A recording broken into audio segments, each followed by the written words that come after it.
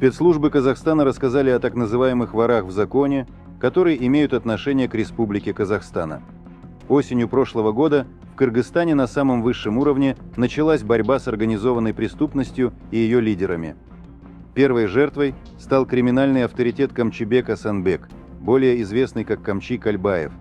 После этого представители местного криминалитета начали отказываться от преступных понятий и воровских идей. А в начале зимы массовые задержания криминальных авторитетов начались уже в Узбекистане. Одним из первых оказался Саидазиз Сайдалиев, известный по прозвищу Саидазиз Медгородок.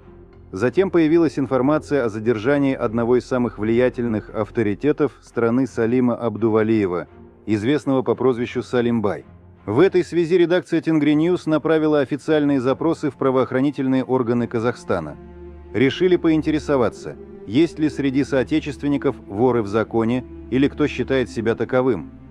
Вопросы также касались их нынешнего положения, статуса и текущего рода деятельности. Также спросили, какие взаимоотношения казахстанские лидеры криминального мира имеют с ворами в законе из других государств. В Комитете уголовно-исполнительной системы ответили, что данные вопросы не касаются их компетенции.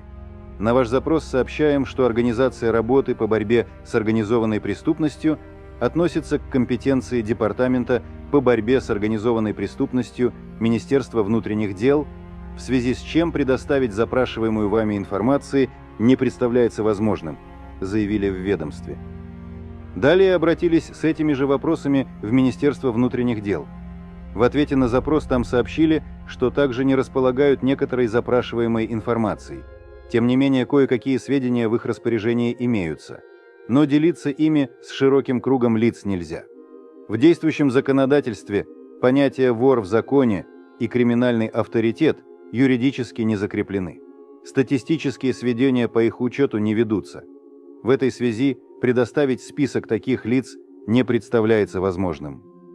Вместе с тем процессы, происходящие в преступной среде, и лица, влияющие на них, находятся под оперативным контролем органов внутренних дел.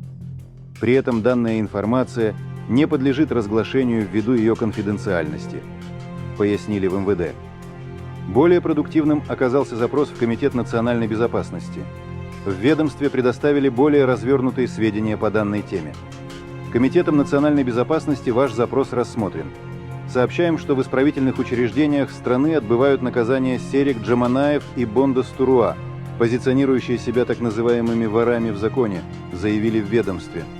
Стоит отметить, что в ответе КНБ речь, скорее всего, идет о Серике Джаманаеве по прозвищу Серик Голова и Бондас Туруа, более известный как Бонда Казахстанский.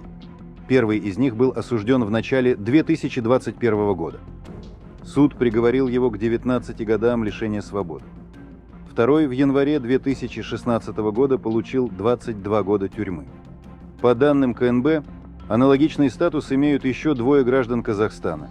Это Самаркан Ахметов, известный в криминальных кругах как Самар, которого короновали в Греции. Он более 10 лет находился в международном розыске. Однако в январе этого года был задержан по прилете в аэропорт Алматы, так как пытался пересечь границу по поддельным документам. Еще один вор в законе – это Айткали Маймушев по прозвищам Леха Маймыш, Леха Семипалатинский и Титаник. Согласно сведениям КНБ, в настоящее время он отбывает наказание на территории России. По данным СМИ, летом прошлого года Маймушев был приговорен Московским городским судом к 9 годам лишения свободы. Его признали виновным в занятии высшего положения в преступной иерархии и незаконном обороте наркотиков. К слову, в 2023 году сотрудники МВД вместе с зарубежными коллегами своевременно выявили и пресекли попытки въезда в Казахстан 4 иностранных криминальных авторитетов, так называемых воров в законе. Не забудьте поставить лайк и подписаться на канал. Чтобы получать уведомления о новых видео, нажмите на иконку колокольчика. Буду благодарен за вашу поддержку.